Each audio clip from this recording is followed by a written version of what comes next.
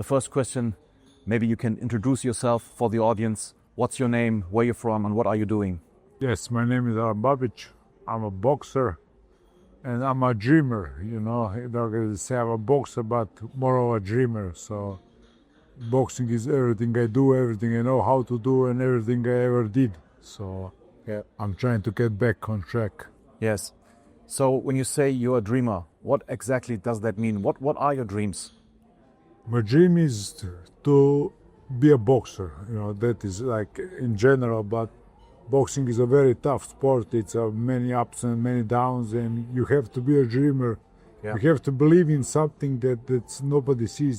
Yeah. Even I don't see it right now. So that's why I go all over the world and I try to find myself, you know. I try to find that spark, Yeah. reignite myself. Yeah. In your career, you had a lot of good fights. You had made 12 boxing matches with 12 wins. And then you had two fights that weren't so successful for you. What do you remember mostly of your successful career, and what is the thing that you would like to improve in the future? Well, I had a dreamer's career, like a dream career. Everything went so perfect. I had a good team around me, and I had everything going on. And it was so good that I became lazy. You know, I was just winning everything. Everything worked. And then I fell out with my trainer, and that was a bad call on the end. But it's very weird. It's a tough question, you know, to explain it like this. But Yeah. it was all perfect, and then it all went to shit. You know? Yeah. And what do you think was your toughest loss, and how did you deal with it mentally? Yeah, of course, it was in Poland. It was WBC Championship of the World. Yeah. It's a dream belt. Everybody wants the green belt. Yeah. So in boxing, that is like the Himalayas, Yes. top of the mountain.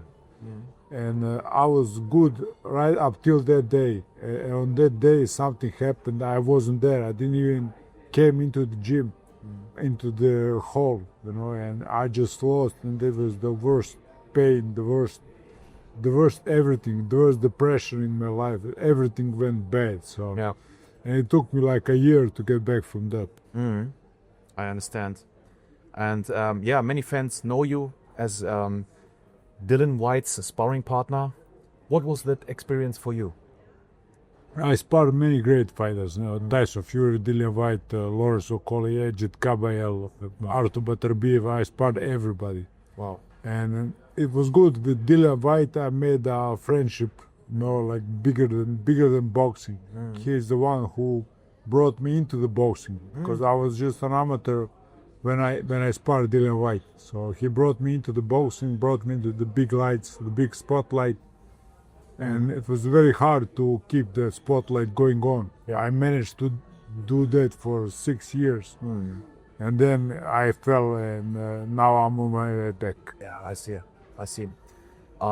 What role did your trainer, Leonard Pietrai, play in your development? Yeah, it was big. Like I told you before, I had him, I had everything. He's that kind of trainer that gives you everything. But the second you're not aligned with him no more, then he takes away everything from you. And it's that kind of love-hate relationship. So we really had that love-hate relationship, and I felt the worst out of both worlds. And on the Balkan, you became a huge star. How does it feel to be so popular in your home region, especially? Yeah, it's amazing. I have literally every day people coming up to me and wishing me good luck and so. Although there's a lot of negative comments, because with fame comes negativity also, and but in real life it's all positive, really. All good people. I love every single one of them. It's my savage army. I gave them a name. We did a lot of things together. We helped the community, and I really wanted to make a change. But then I saw the other part of that fame, which is negativity and everything bad, and the pressure it puts on you. And it broke me a few times, you know. So I just want to say that everybody was broken. Everybody. I had a dream career, and then it all went to shit just like that. So everybody can be broken, but everybody can bounce back. That's right. That's what I want to Prove the world. prove the world. Exactly. Very I nice. think what I'm doing here is much bigger than myself. Yes.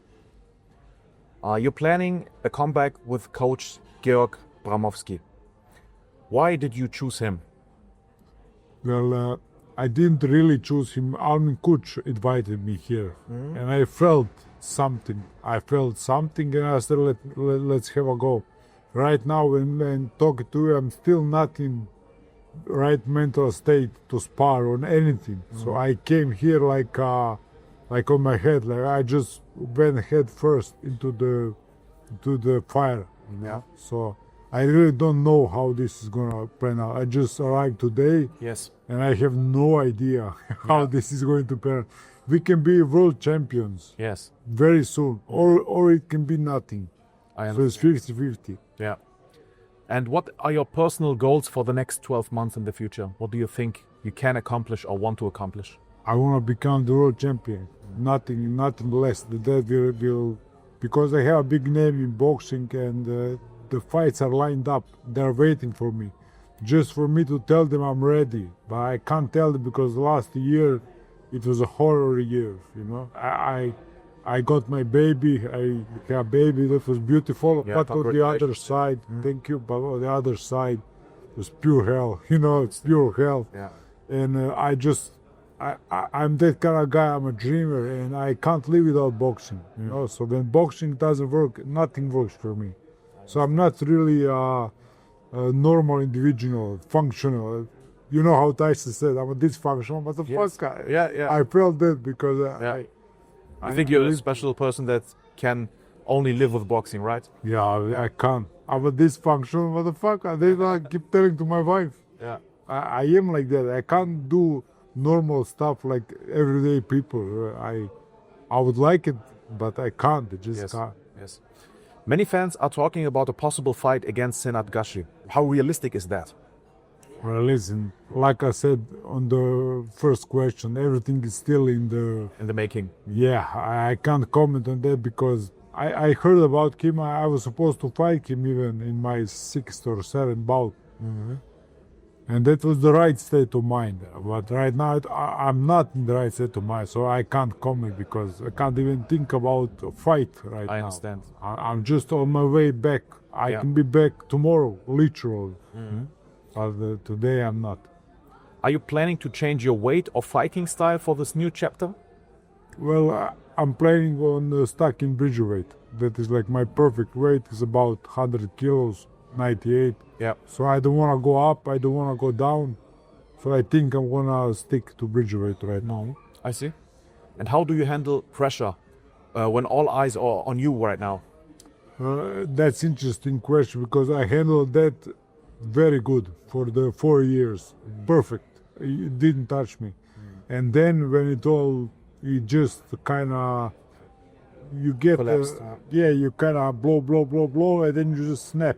And I had that snapping point, and I did snap, and I acknowledge that, but now it's the road back. So now I'm enjoying this part because I'm discovering something new every day. Yeah. You growing with that, right? Yeah, I'm growing very much growing, and all the ego and stuff, everything is broken, so it's much easier. Yeah. So now I don't have expectation from myself. And I would like it if people would forget about me for me, but it's almost impossible. That's right. When I say, yeah, fight, everybody Everybody. want to be part of it. Yeah. That's right, yeah. What do you think is your biggest strength inside and outside the ring? So, again, interesting question because my biggest strength is the way I handle stress. So you see, what's the problem? That's my biggest strength, became my biggest weakness. So that is the toughest part of the life I am in right now because my biggest strength, everything I did best, now became worse. I understand. So I'm learning. I'm literally watching myself from above and learning because I can't believe what's happening to me. I think it's a long and complicated journey sometimes when you have such a great career and then you watch everything collapse. But Yeah, listen, I try to snapped build back. about Yeah, yeah. 3 years ago. 3 years ago. So for 3 years, I'm trying to get back. And then in the meantime, there came in so money fights. And of course, you're gonna take it because you had to leave all of a sudden. So that even put me in worse path. Even Yeah. drew me off path even more. So right now, I'm in the middle of that everything. Yeah. And what inspires you most in boxing, in your career and in your life? Rocky. Yeah. Rocky the most. I love it. And I always wanted to live through it. And now I'm literally living through Rocky. I did Rocky 1 when I became a success, everything was bad. Yeah. I did Rocky 2, I fell terribly, knockout, blah, blah, blah, everything. And now Rocky 3 is the comeback. So that is really my point of boxing and everything. So I like this part because I know there is 8 Rockies or 9. Yes. I know my job is not finished. Yes. No? The I can series open a continues, gym yes. right today. Yeah. I can open a gym. I have some business, but I just don't want to. I want to box. Yeah. I want to box. And my wife, she's telling me, "You're crazy because of that fixation, Yeah. that idea." But I can't. I just don't see myself doing anything else than boxing. I'm seeing and I'm hearing that your English is pretty good. Thank you. How much do you think that will help you internationally? Is it important? Well, you did already. Yes. That did most of the part. Yeah. And in school, I was very bad at English. I had very bad grades and everything. But I watched a lot of movies and stuff without subtitles. Okay, That's helps. all. Yeah. So that's literally everything I know about English is watching movies without subtitles. Yeah, that's funny. Everybody try it. Yeah. Okay. What does the support of Uli Wegner means to you? It means a lot because when I was on the phone with Armin Kuch through my toughest period in my life, he was always there, just checking in on WhatsApp, just the simple things. And he was talking about it, Uli Wegner, about that Bramovsky, some trainer stuff. And I was like, yeah, but not for me. I'm not gonna go that way. And then I started to listen to the madman. I started to listen to guy, and I said maybe, maybe God is sending me something, and I'm saying no. Why? This is everything I want to do.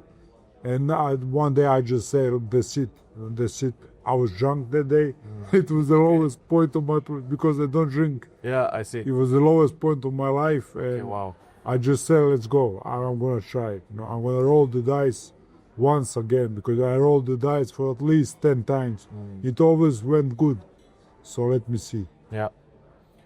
Imagine you were a boxing promoter. Which dream fight would you set up?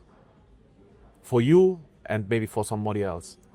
Gym fight, me and Dave Alen Okay? in O2 Arena in England. That was always my dream fight because I look up to him so much. He's somewhat younger than me. Yeah.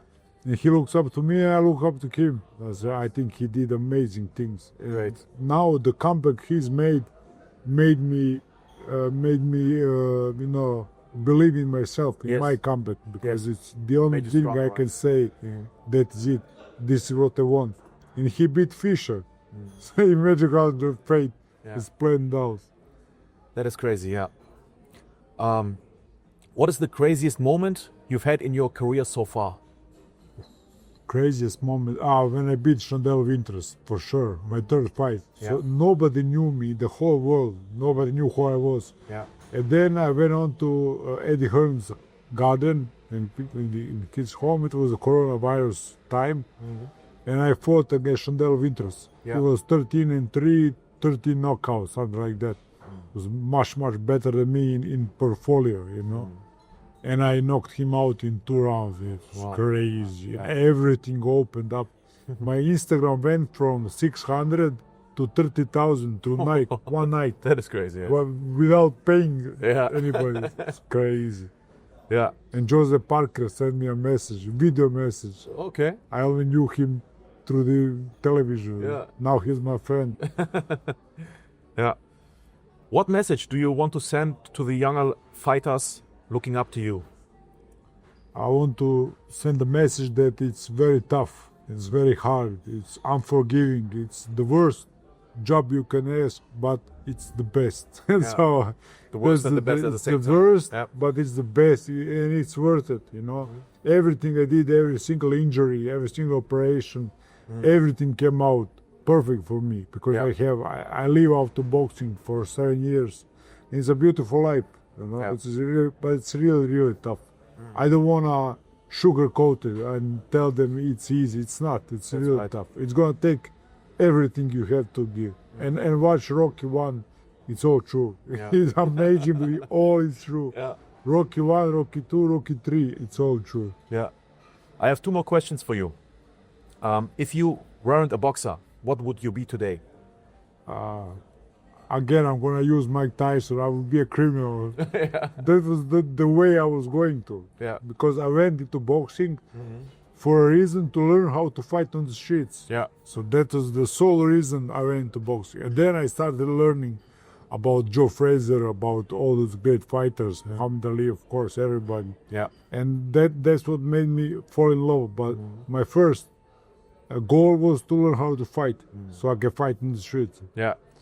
I So, understand. it's I understand. really Okay. rough area. Yeah. So the last question would be, complete the sentence, please. Alen Babić in 5 years is? Is boxing trainer and lives, and his daughter is becoming a boxer. I would like that. My daughter to become a boxer if she wants. I'm gonna tell her it's the worst and the best way to go about life. So for sure I would like to have my own gym. I already came close to it, but I just can't finalize it because I'm not done. I'm not done in boxing. Once I make my gym, I'm done.